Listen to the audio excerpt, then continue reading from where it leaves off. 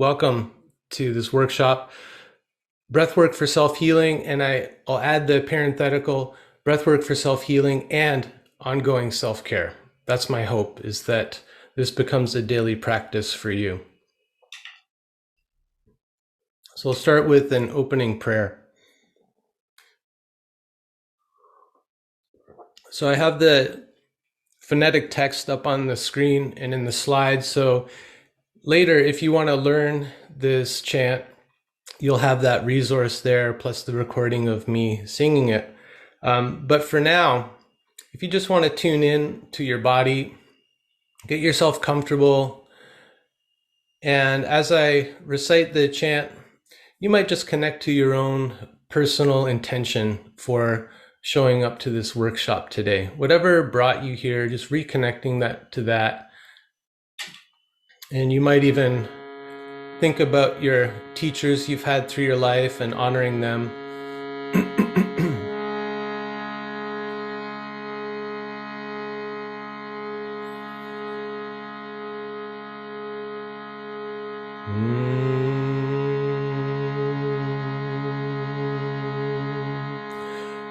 Om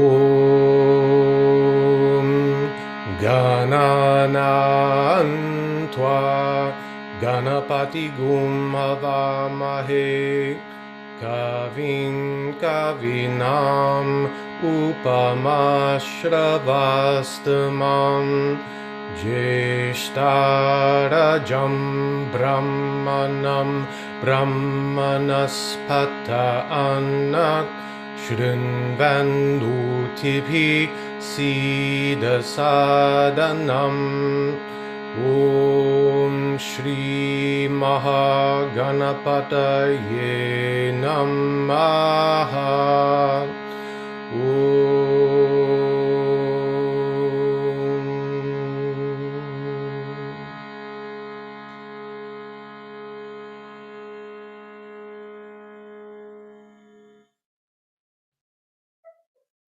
So that's a Vedic mantra that asks that the Lord of Lords come to us and hear our prayers. So just to take a moment to honor the yoga lineage that I've learned from and studied within for many years.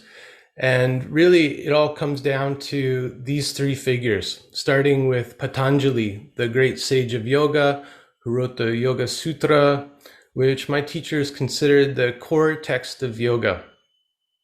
And all of the teachers that I've studied with have studied with these two men, Krishnamacharya and his son Desikachar. Krishnamacharya I really see as a prototype of the modern yogi. He was born in 1888. He grew up in a Brahmanic family, was really being groomed to be a priest in that order. They were Vaishnavites. And he had a calling in his teenage years to study yoga. And he was also a very kind of shamanic figure. He was known as a great healer. And you know, he had an experience in his youth where he fell into a trance. And in that trance, one of his ancestors gave him a yoga text that he later wrote down and has been since published by some of his students.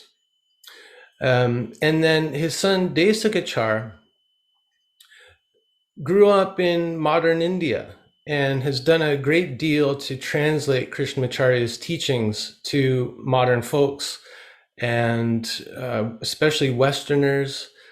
So very grateful to these two figures for bringing that ancient tradition into the modern world and making it relevant and applicable to modern people who have families and jobs. And so I'll be quoting from their work quite a bit throughout this presentation because it's been so helpful to me in making sense of all of the information, all of the theories and practices associated with Hatha Yoga. And I want to honor the Amazonian shamanic lineages that I've practiced within, beginning with the Santo Daime, which is a Brazilian ayahuasca church that started in the early 20th century by a black rubber tapper and spread throughout the world. And that's where I first started to work with ayahuasca about 12 years ago or so. And then I went on to explore more indigenous traditions, including the Shipibo and the Ashaninka lineages. So I want to honor them too. And this is just an outline of the journey that will be going on over the next 2 hours. So beginning with my intention for this workshop and also the inspiration for this workshop. Then I'll get into a kind of comparative study of yoga and shamanic models of healing and how they correlate. Then we'll get into actual practice. So I'll go through all the techniques we'll be using in the practice step by step so that you're really clear on how to do the practices. And I'll offer a little space there to ask any questions in case something's not clear for you. And then to finish, we'll put it all into practice. We'll actually just do the practice as I suggest you do it every day. So you really get a feel for it. And then we'll have some time for any questions or comments for anything that's not clear for you at that point. Okay? Sound good? We all in this? Yeah. Okay, so the first intention really is to share the most effective breathwork techniques for self-healing and ongoing self-care.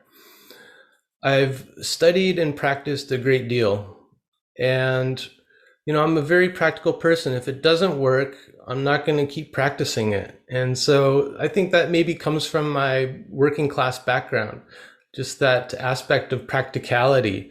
I really want things that work.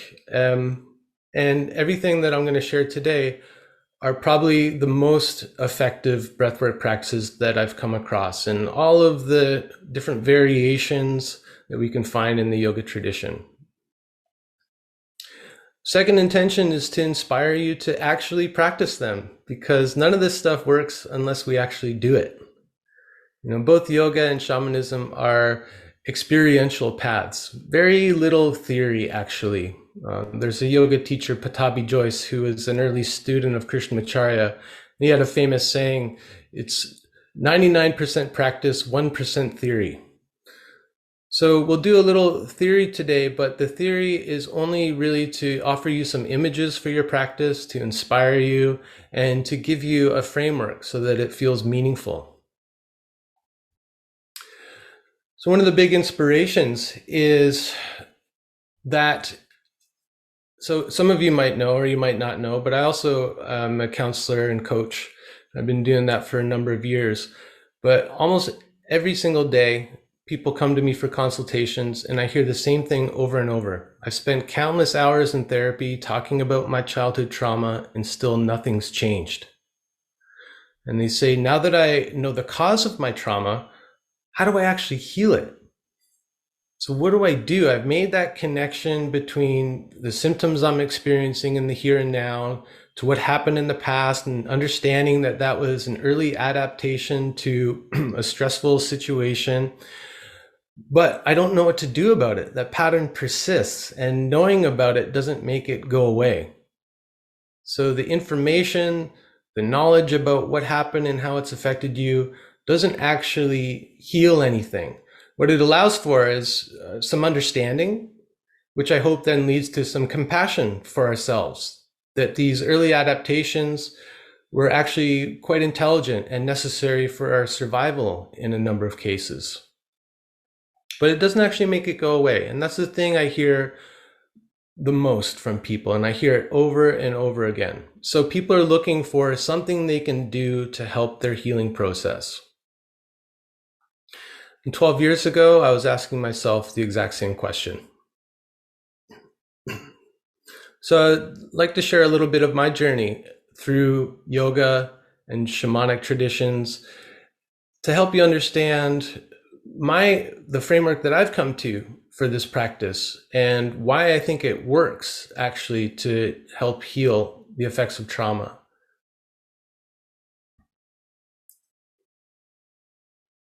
I love this quote from Krishnamacharya. So he said, dukkha, which means suffering, is the unavoidable motive for practice. I love that because he acknowledges that suffering is unavoidable in the human life, which, could cause us to despair, like, oh, God, if all is suffering, like the Buddha says, well, what's the point of it all? Is life just about suffering? But Krishnamacharya, being a yogi, a practitioner, he affirms that no, there's actually something we can do to reduce suffering. And that really is the core goal of yoga, is to reduce our suffering. We acknowledge suffering is a fact of life, dukkha, but there's something we can do about it to reduce it. And that gives me great hope and faith. And that's what gave me the hope and faith to actually engage in a practice. And then the benefits that I experience of the practice is what keeps me going, because I know it works.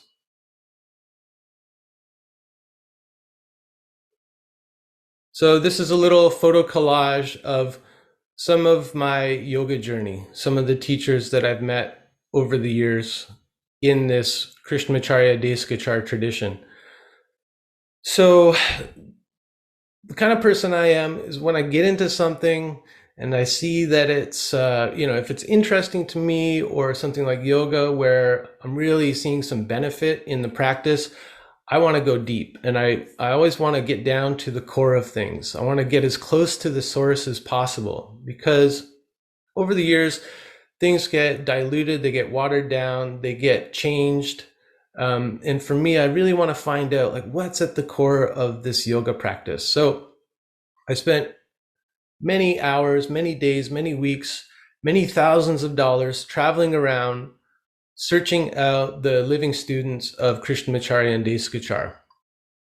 So on the left, you see me in a shoulder stand variation with Srivatsa Ramaswamy, who is Krishnamacharya's longest standing student aside from Deskachar, his own son. And so I moved down to Los Angeles in 2014 to study with him. And he was amazing.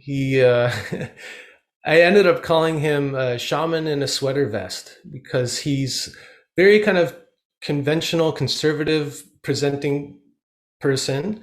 But when he starts chanting, there's something really powerful that comes through. And I remember one experience. So we were in Los Angeles in the summertime. So it was really hot, and we did these really long, intense practice sessions every morning. We do probably a couple hours of asana and pranayama. And then he would have us lay down for an extended shavasana. And he would sit in a little chair at the front of the room and open up his Vedic chanting book, and he would chant for us for, I don't know how long, 20 to 30 minutes maybe, but in that state, there is no real linear time. And I would have these incredible experiences of, mystical experiences. I remember one time he was chanting a passage from the Vedas that I didn't recognize. It was quite a long passage. And while I was hearing him chant the Sanskrit, at the same time, there was like an overdub of the English translation of the text.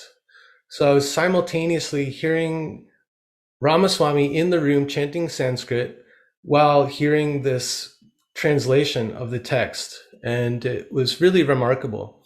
But when you meet him, he just seems like he could be an accountant or an engineer, which I think was his actual profession. And then we've got people like Chuck Miller, who was a really impactful teacher to me early on when I started teaching. He gave me some great practical advice. He always just told me, teach what you know. And that sounds really simple, but it goes really deep, actually, because my next question is, well, what do I actually know? And I feel like I only really know something if I've practiced it myself for a long time through all the ups and downs of life. Then I really get a sense of the effectiveness of the practice. So a simple statement, but has been really helpful in guiding me as a teacher. Just teach what you know.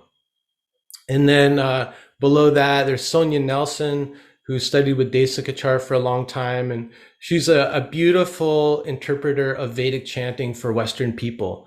So I studied chanting with her, and that was also really impactful because she showed me how to make Vedic chanting relevant in my life and also to pay attention to the details, because the power of the chanting is really in the details of the meter, the pitch, and the pronunciation of Sanskrit.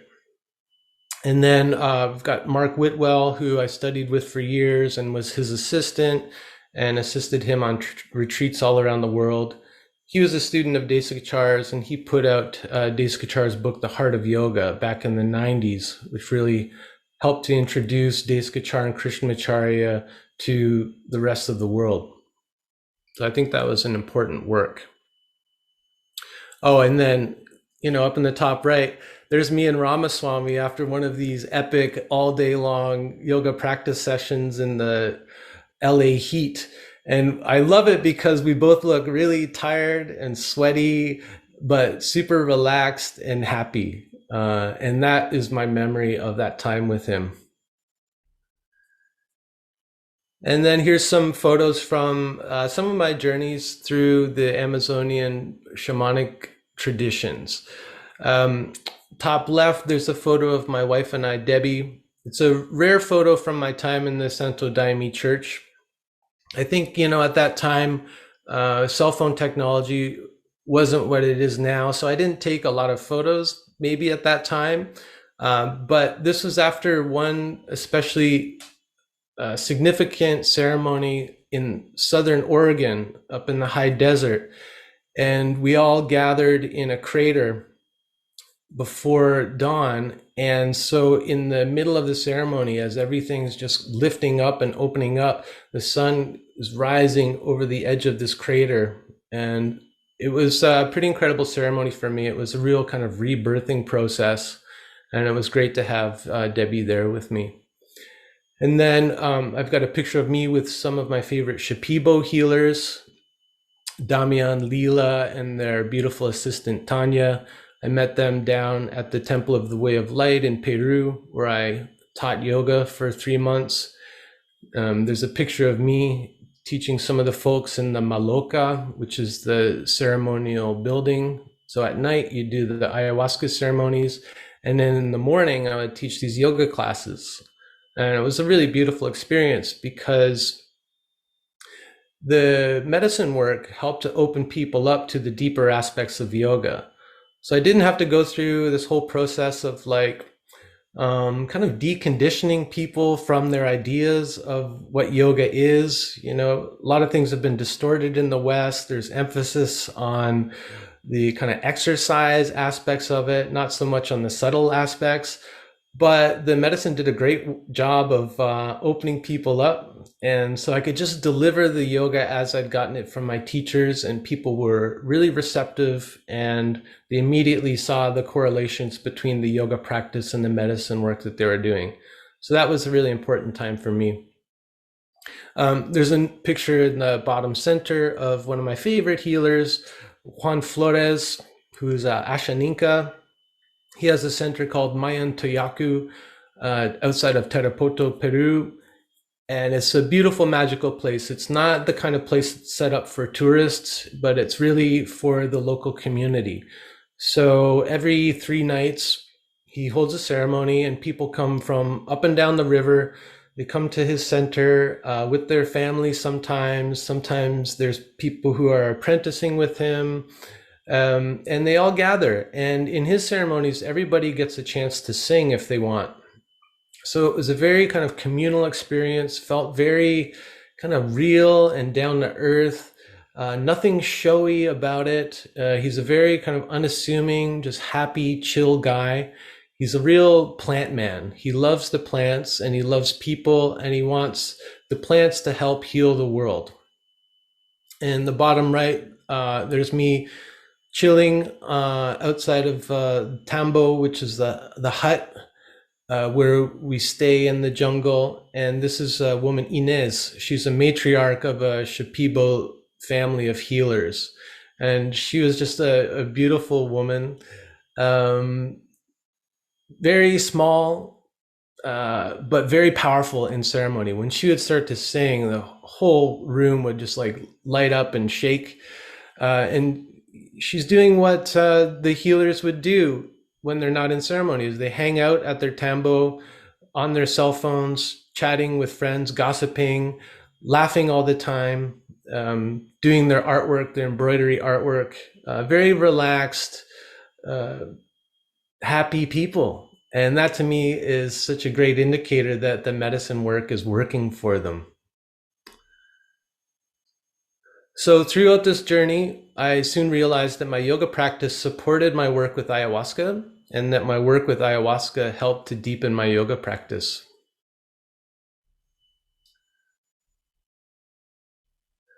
And so what I found is that these two traditions from vastly different cultures shared remarkably similar approaches to healing trauma.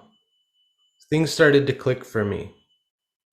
So now I'll get into this energetic model of healing that both yoga and particularly Amazonian plant medicine shamanism have in common.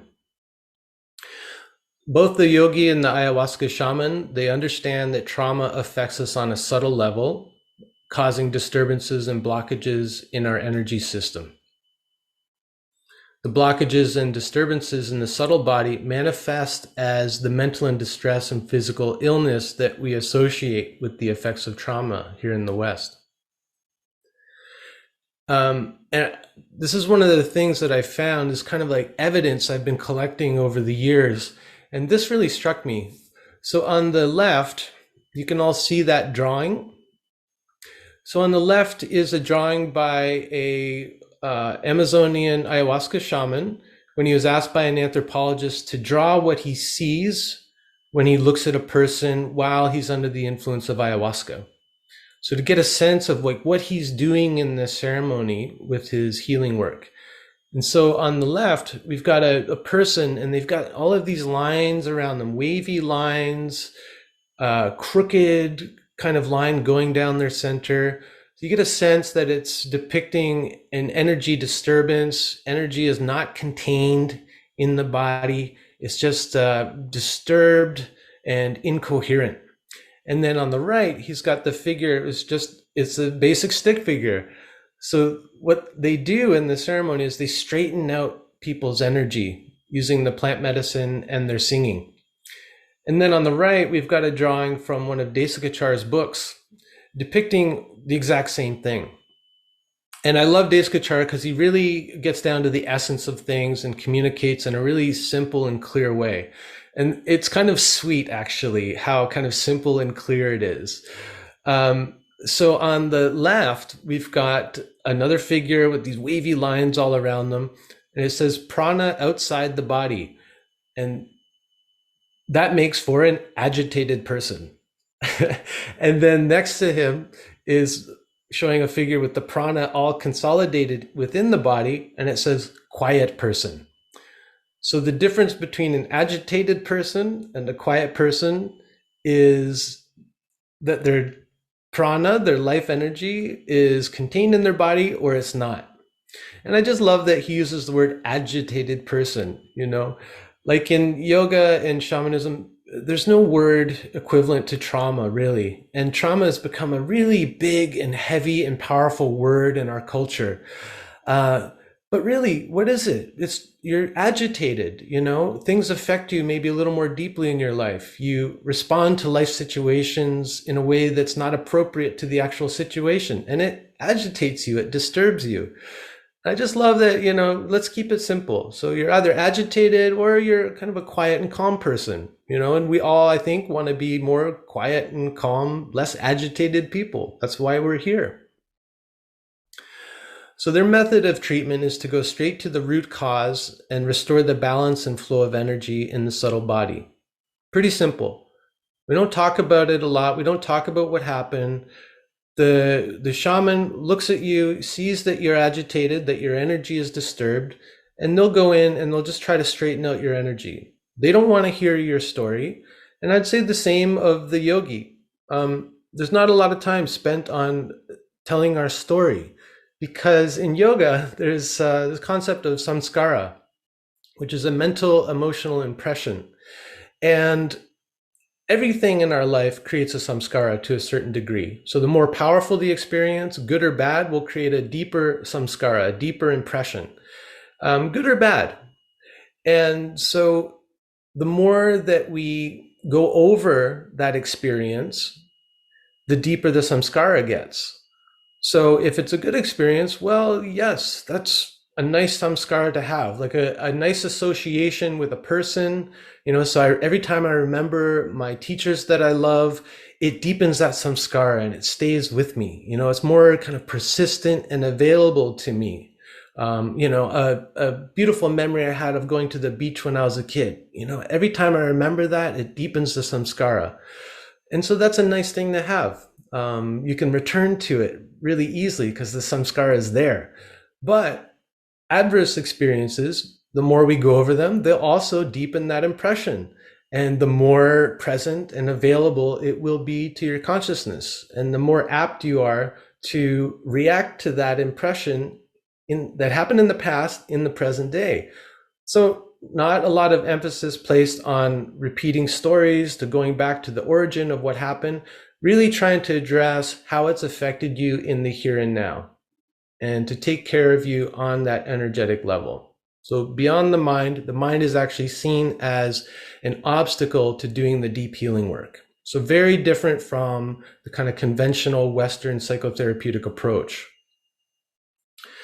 This is a quote from a German anthropologist who studied the Shipibo-Kanibo people and their methods of healing. The shaman sees the otherwise invisible body patterns of the patient sitting or recumbent in front of him. The state of these patterns tells him something about the patient's condition. Patterns of individuals who are ill, are twisted or destroyed. The shaman orders this pattern, he repairs it with his singing. The song texts say that the patterns are ordered, made straight, or redirected. Body patterns represent a Shipibo's psychic and physical integrity. Shamans call this restoration of the body pattern, which is a metaphor for healing, calling back the soul. I just want to point out, he uses the word metaphor here. He says that this ordering of the energetic pattern in the patient is a metaphor for healing. I just want to point out that that's an anthropologist's viewpoint, a Westerner's viewpoint. For the Shipibo people, it's not a metaphor. This is exactly what they're doing. It's what they see, how they experience these disturbances, and how they approach healing them. So just to say that, the Western idea that these things are metaphors or they're superstitious or they're imaginal is a way of kind of discounting the experience of in this case, the Shipibo healer. So this is an example of some of the depictions of these energetic patterns once they're ordered. So this is a Shipibo art form called kane. And this is the kind of thing that the women healers would be embroidering while they're like lying in the hammock in between ceremonies. And they would have these giant tapestries laid out on their lap, doing this intricate embroidery, and they're gossiping with their friends, and they're smoking mapachos, the jungle tobacco, and just having a great time. And they would say that these patterns actually depict the healing songs that they sing, so the songs of the plants. And kind of the legend is that a master healer could look at one of these patterns and actually sing that song to recognize the plant, the spirit that this pattern represents. So it's really a kind of South American yantra. So the main difference that I see between the shaman and the yogi is that while the shaman does the energetic restoration for their patients, the yogi does it for him or herself. This is Desikachar. The idea of prana existing within or beyond the body can be understood as a symbol for our state of mind. If we notice hesitancy, discontent, fear of doing something because it might be inappropriate, and so forth, we can assume that there are blockages in the system. These blockages do not just occur in the physical body, they exist even more in the mind, in consciousness. Again, echoing that idea of blockages, disturbances. Too little prana in the body can be expressed as a feeling of being stuck or restricted. It can also show as a lack of drive or motivation to do anything. We are listless and even depressed. We may suffer from physical ailments when prana is lacking in the body. The idea that yogis are people who carry all their prana within their body, therefore means that they are their own masters. So again, we can hear echoes in the way Deskachar describes prana blockages and disturbances, how they affect us on physical, mental, emotional levels, and really getting to the core. Well, what do we do with that? Well, we want to consolidate the prana. We want to get the prana back in the body. And this is a great little illustration of that from his book, The Heart of Yoga. So on the left, we can see someone, their prana is dispersed. It's leaving the body, it's not contained. And I think we can all relate to this if we think about times when we're overwhelmed with to-do lists, the phone notifications. Maybe we've got different conversations happening on the phone. We've got things we got to take care of in the house. We're thinking of all these things. All those things, we're projecting our mental energy and therefore our prana out into the world. And we know how we feel when we get that way. We can feel quite agitated, not so quiet. And then on the right, it's showing a figure with the prana contained in the body. So the prana is still flowing out from the heart, but it's contained and consolidated in the body. So we can summarize by saying the goal of yoga practice is to remove energetic blockages and concentrate prana in the body using breath, awareness, and sound. And this leads to physical health, mental clarity, and ultimately liberation. And when I say liberation, I'm talking about liberation of the soul from the mental constructs of the mind. So we move from being identified with the constructs of the mind, so with the ego, to identifying with the soul, seeing ego as just one part of who we are as a whole. It's the part that helps us function in the world. It's the part that we show to the world and is the means of interacting with the world, but it's just one part. At our core, we are a soul. And these are some artistic depictions of the energetic pathways, of prana, of chakras. And I include this to show that there's no consensus on any of this stuff in the shamanic world or in the yogic world. There are so many different depictions, so many different models of how energy functions in the body.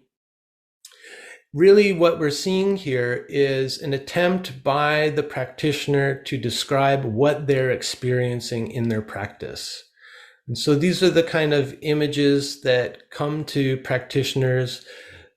They have a revelation. Oh, okay, this is what prana is in my body. I feel all of these channels opening up and flowing. And then they try to describe it to others. And somebody picks up on it and passes it along. Another practitioner will have a different experience of what's going on in their body when they're practicing. And so we'll have a different image and a different model. And we can see this throughout the yoga tradition. We think about something like the chakras. There's kind of a common idea that there are 7 chakras and they have all of these names and associated mantras, and they affect us on this physical, emotional, or psychic level. But really, there's just no consensus on it at all. Some systems talk about 3 chakras, some talk about 5, some talk about 9, some talk about 11. Really, it's not about codifying something to that degree. We have this tendency in the West to want to distill everything down, and so that we think we know it, right? And so we whittle it down to a kind of codified system, and then we think we've mastered it. So we know all the names of the chakras, we know how they function, we know the practices to do to open up those chakras, but really that's just a fantasy. And it's a kind of Western fantasy of mastery. When you really look at the tradition, there's no consensus. There's different stories, different images about how all of this stuff works. Look at any particular topic, Kundalini, chakras, prana, and you'll get so many different stories that'll boggle your mind. So as a practitioner, what we want to do, I think, is to have an open mind and to take these images as exactly that. One person's experience of what happens when they practice. And those can give us images for us to work with to make our practice more meaningful, to help us engage in the practice more deeply. But I think we should also be open to finding our own images for what's going on. And so as we do the practice, we might have a different experience of the chakras or of the nadis, the energetic pathways. And I think we should really stay open to those images because they're coming from someplace deep within us. And they're as relevant as any of the other images. Just because those images are old doesn't mean they're the only truth, right? If we look at the whole arc of the yoga tradition, things are always changing. New images are coming in, new ideas are coming in about how these practices work. And so we can also continue on with that natural evolution of the practice by being open and honoring the images that come to us in our practice.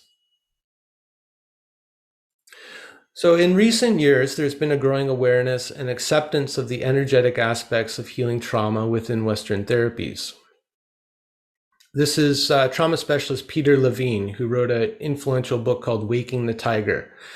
And he has been an influence on one of my teachers, Gabor Mate. He's been doing trauma work for like over 40 years, so he's a really well-respected authority on trauma. And he says trauma symptoms are not caused by the triggering event itself. They stem from the frozen residue of energy that has not been resolved and discharged. This residue remains trapped in the nervous system where it can wreak havoc on our bodies and spirits. So somebody's getting it here. So I think this is encouraging, but really, at the end of the day, it just merely affirms what shamans and yogis have known for hundreds of years, if not thousands of years. So for me, being a practitioner, really being into and honoring that direct experience, when I hear, these new scientific discoveries about things like trauma, for me, what I can always see how they're just reiterating something that I already know from these other older traditions. And I think it's a kind of like Western arrogance that keeps them from just honoring the old traditions who have been working on this stuff for many, many, many generations. These practices would not continue if they weren't effective. Right? If they didn't work, they wouldn't be passed on for generations. They'd just be forgotten about and discarded. People who are living, in the jungle or in rural India, they don't have time for things that don't actually work. They're not going to do a practice unless it actually heals you. So I trust that, time tested and true. And, I can't wait for science to catch up. I'd rather just go and do the practices, learn from the traditions, and get on with it and empower myself with a practice that works. I'm going to lay out these 3 stages of healing. And this was a big revelation for me. So back in, I think, 2014, I heard a lecture by Dr. Joe Tafur, who's an American medical practitioner who is apprenticed with Shipibo shaman down in Peru. And he wrote a book called Fellowship of the River that does a great job of bridging those 2 ways of viewing healing. He's really open to the shamanic view, but for him, it's been important to translate that into a Western medical model. I think in order for him to understand it personally as a doctor, but also to help promote it to people like Westerners who might be a little closed to, more imaginal ways of thinking about things like trauma and illness. So he, in this lecture, shared something from his resident shaman, Ricardo Amaringo, where Ricardo described the 3 stages of shamanic healing that he engages in with the patients that he sees.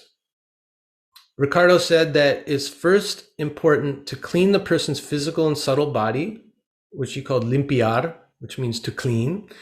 Then center and consolidate their energy, centrar, to center.